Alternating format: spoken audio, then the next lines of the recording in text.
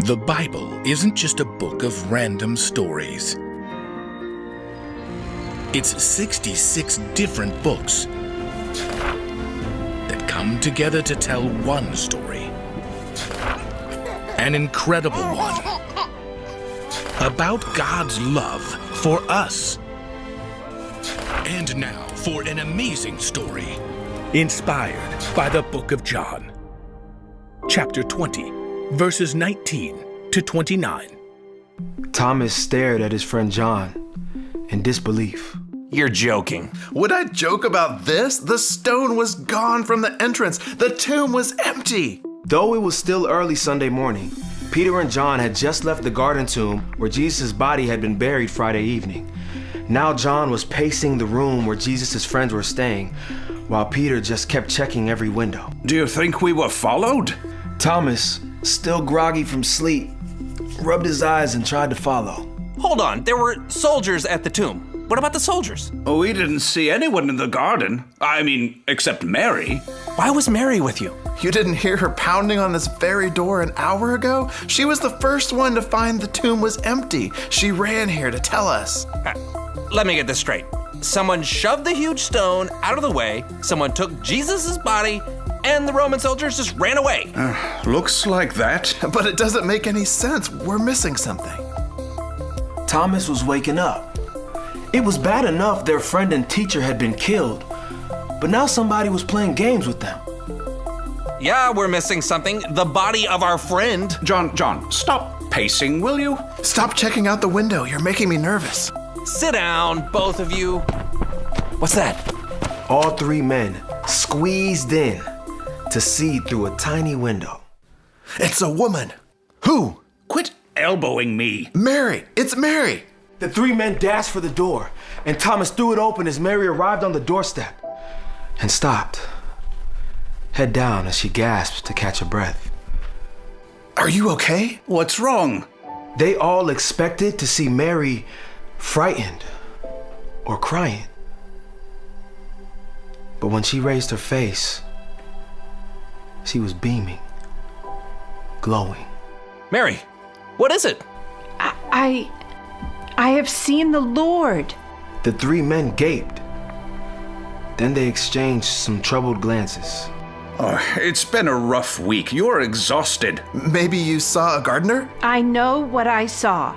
Jesus is alive. Get some rest, then we can talk. Fine, but you'll see. Later that evening, Peter and John, along with several of Jesus' other followers, huddled together with the door locked. They were still very confused. What if the Jewish leaders turn on us next? Or the Romans. They're saying we stole Jesus' body.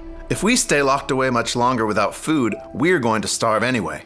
I'll get something to eat. We'll lock the door behind you, so use the secret knock to let us know it's you. This one? Gotcha. I'm out. Thomas tried to blend in with the crowd as he bought fish and bread for his friends. He returned back as quickly as he could.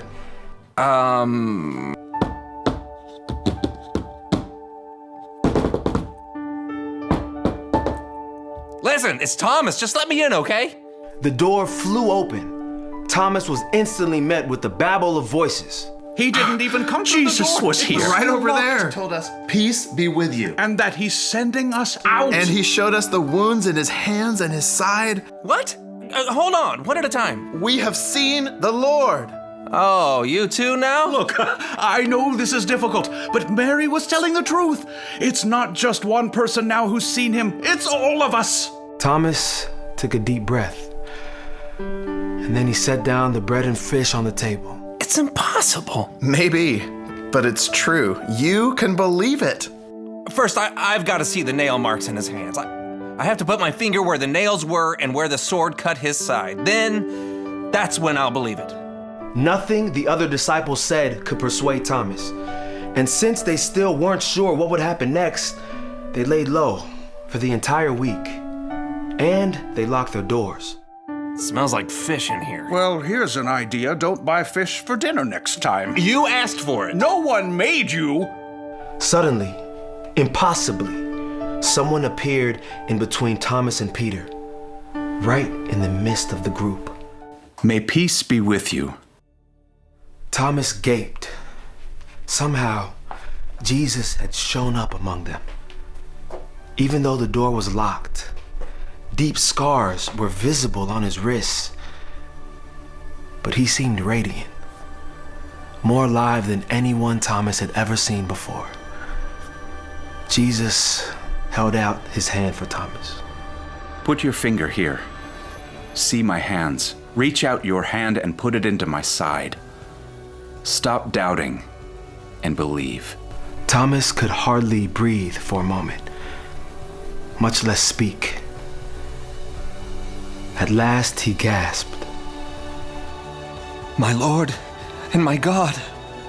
Because you have seen me, you have believed. Blessed are those who have not seen me, but still have believed. Thomas nodded, his heart beating with joy. Instead of being angered at Thomas's doubt, Jesus graciously answered all of his questions. God is bigger than all of it.